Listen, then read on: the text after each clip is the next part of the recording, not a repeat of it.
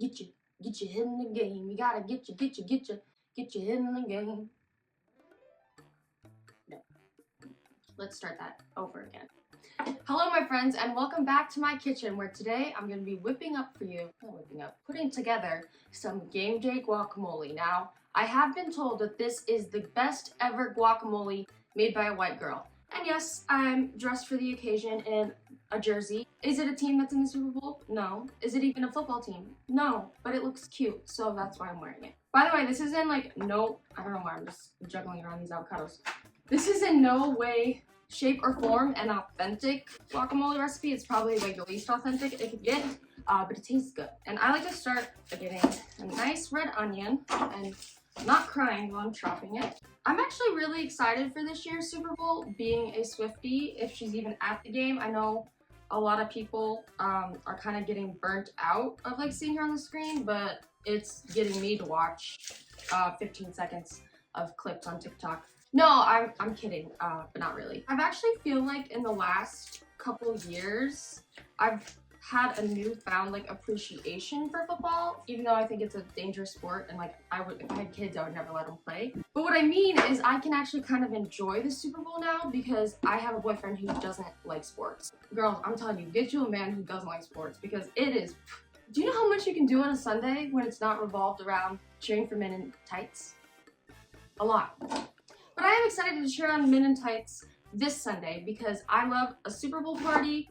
I love anything where the main dish is just all appetizers, if I'm being honest. And because I'm like low-key a little sick, please just let me have this.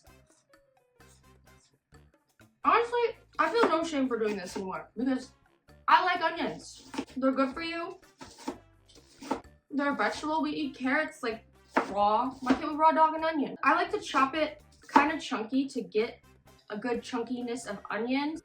I feel like I look like a nurse in scrubs, which is no shade out, nurses are the healthcare workers on the front lines. I just could never be a nurse because I feel like I'm not pulling off this outfit, and I felt so confident when I looked in the mirror. Watching myself on my phone camera reflection right now, I'm a little bit scared for how I'm going to react to this when I'm editing and staring at myself for too long.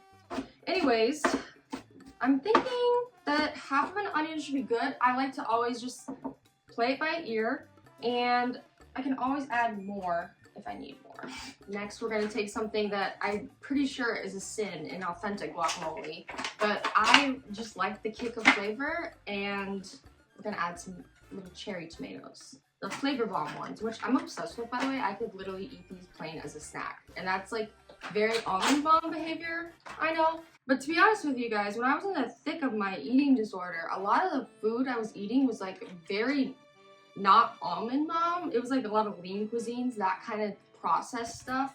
And now that I'm not like terrified of food, I find myself wanting more actual whole foods. And this isn't me becoming one of those YouTuber to crunchy granola pipeline type of people.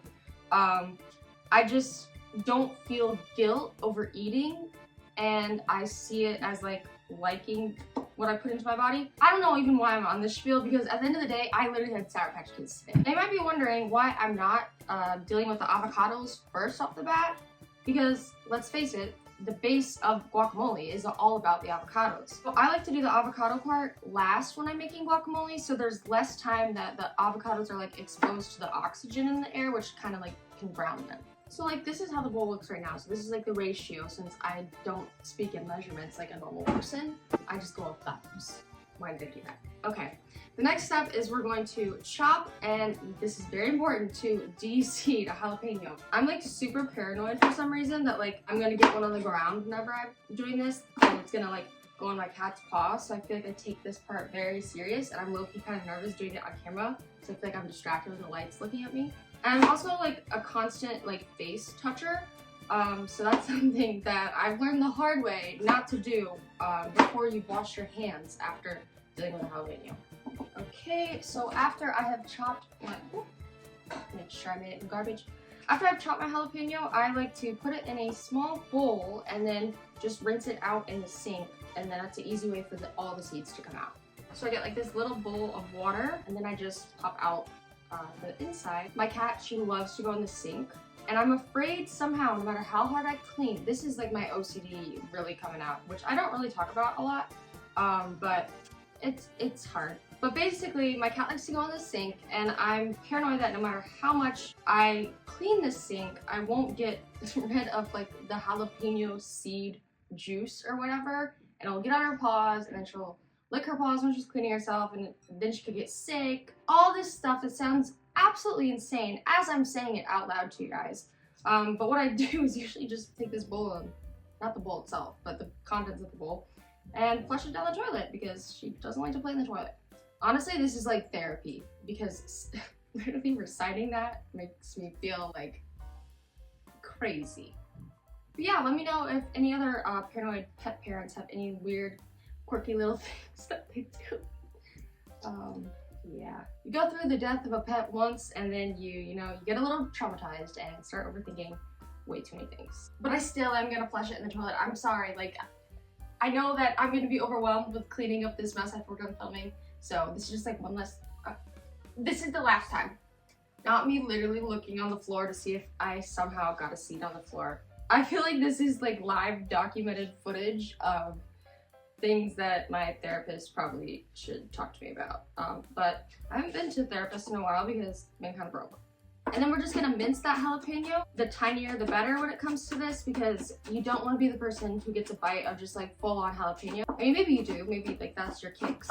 But if you're also eating wings and other stuff like that, that's just like a lot for your indigestion. I'm not even talking about if you like spicy foods. Like, your stomach the next day is gonna thank me the less spice you have, even though spice is life. That's so corny, why did I say that? And now we are finally gonna get to those avocados. Now, a key part of my guacamole is I believe in using firm avocados. I just prefer a chunky guacamole and not a mushy one necessarily, and I feel like this adds that like chunkiness, but I like to like mix it up. So I'll have like a couple that are super firm, and then I'll have a few that are like more soft. You have to keep in mind when you are mixing everything in, it's gonna naturally get softer. Does anyone else low-key feel super awkward when you're in the grocery store and you're like picking out an avocado and you're like one by one like filling them up? So after, I forgot how many avocados I put in, but this is how it looks. We're not gonna mix it up just yet. Actually, I lied. We're gonna mix it up and see how it looks to see if I need to add more onion or tomato. Now, normally when I'm cooking, I'm like totally like a wooden spoon girly. I just prefer wooden spoons for some reason. But because I do use like the more firm avocados, when I'm making guac, I like to use like a hard like plastic spoon. Now that ratio of onion to tomato to avocado looks perfect to me, so we're not gonna cut any more onion or tomato, but we are gonna cut up some fresh cilantro. You totally could use the cilantro that comes in like dried form, like the garlic powder I'm gonna use, but there's just something about fresh cilantro that just has so much flavor to it. I, at my core, am a cilantro defender till I die. I know it's a very polarizing type of flavor, but I love cilantro. I think it's maybe like my favorite herb. That's the nerdiest thing I've ever said in my life, to even have a favorite herb, but it is. And I just really think using this fresh cilantro just really makes the difference in the guac tasting like more restaurant quality, if that makes sense. That looks like a good amount to me, so we're gonna mix it on up. Now you can see some of the firmer ones are still a little firm, but don't worry because I got my secret weapons coming in. And the first of that is lime juice. Well, that's not super weapon, that's literally in like most recipes for guacamole. And I like to use the fresh lime juice just because, I don't know, if you got limes, why not use them? So I like to do like half of a lime at first because you can always add more. I feel like if I was a cooking host on like the Food Network, that would be like my catchphrase. You can always add more. Like how Ina Garden, the Barefoot Contessa, is like, store-bought is fine. Mine would be, you can always add more. Because I'm always adding more, and I'm always waiting and tasting. And that's a big part of cooking for me, is tasting as you go. And I like to bring in what I call my secret weapons because they are something that I feel like over the years of making guacamole, they have really like helped it come to its perfect form. And one of those is nacho slices of pickled jalapenos. Specifically from this brand, La Morena. These are so good I could eat them by themselves. They truly are like that concession stand quality. And I mean that in a good way because concession stand nachos pop off. And just something about like the oil from them adds so much to the guacamole. I don't know how to explain it. It sounds crazy, but it's so good. And these bad boys, I won't even chop. I'm just gonna put like a spoonful in on its own. I lied, a spoonful and a half. And I'm gonna have one as a little treat. All right, then we're gonna mix it on up before adding our last few ingredients.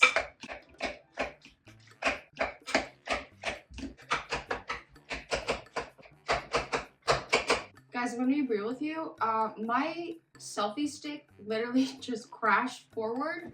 So I had to find like weights to set it up right. So this might be a different angle than the rest of the video. And if anyone knows a good selfie stick, and by good I mean reliable, because I'm so sick and tired of getting like 6 months usage out of a selfie stick before it goes bad. Even if I store it properly, do everything you're supposed to do, I feel like the shelf life is so short that I'm just constantly buying selfie sticks. Anyways, I have been getting this good and mushy, but still chunky, because that's the key to my guacamole, is you like a little bit of chunkiness. Not me also stopping midway to powder my face because I'm sweating so much in this like literally furry thick turtleneck underneath the shirt, because I don't have like a cute white turtleneck. And I thought it would be a look, and now I don't know if it is. This video is all over the place, you guys. It has been a day. And now I got powder in my eyebrows, so we're gonna have to fix that. Not sponsored. Love this from Keys Beauty. I've talked about it on my like TikTok before. I look busted. It's just the angle and the lighting. And I've been using the filters on TikTok like everyone does, and then when you see a real face, you're like, who is that witch? And that's very detrimental. I'm glad that I was old enough to not be a young kid in this era, let's just say. Okay, so now that it's this really nice consistency, we're gonna season it. And I like to use a little kick of the Chipotle Cholula sauce, which isn't super spicy. It has more of like a smoky flavor. So it's not gonna overpower the jalapenos in the spiciness. It's just gonna add like more depth to it, if that makes sense. But only like a couple drops. Then I'm gonna use some garlic powder. If you've seen my cooking videos before, you know through and through I am a garlic girly. And normally I'm all about using actual chopped real garlic, but for guacamole, I like to use garlic powder. A little bit of salt, and of course some pepper, courtesy of Trader Joe's. And then we're just gonna mix that all together. I'm gonna take a little taste test to see if there's any adjustments that need to be made. By the way, I don't understand people who don't get the scoops Tostitos. That's the only way I can eat Tostitos. Trying to get a bite with a good ratio of, you know, onion, tomato, jalapeno, guac. Right, not guac, avocado. I need more salt. So, everyone's been asking me how to make the guacamole, and pretty much I just show up here and it's already made. So, It's not even filming yet. I love store-bought guac. Oh. See, it was. Here, I got this for you. Oh, thank you. So, Do you want to taste it? Sure. What does it need? I think it needs probably a little bit more zing.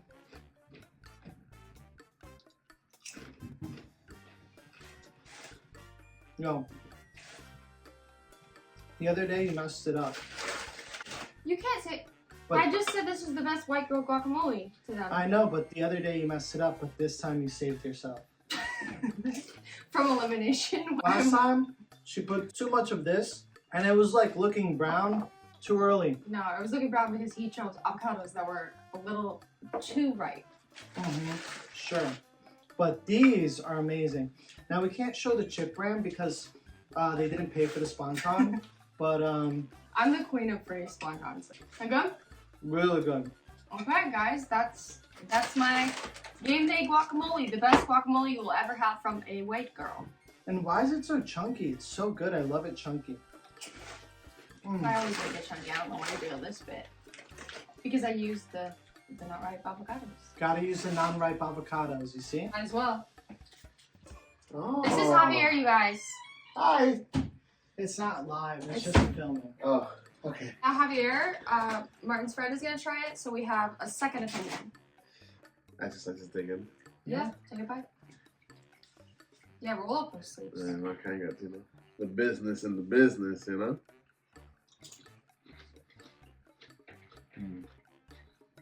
Mm-hmm.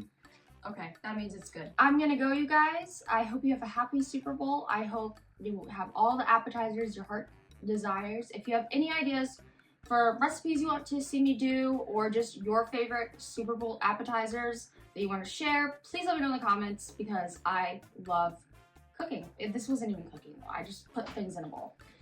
I'm rambling, but I will catch you guys on the flip side.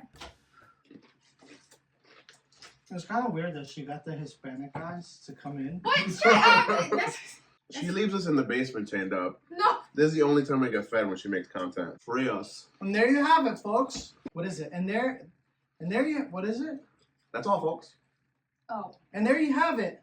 Thanks for watching. I'll catch you on the flip side. I'll catch you on the flip side.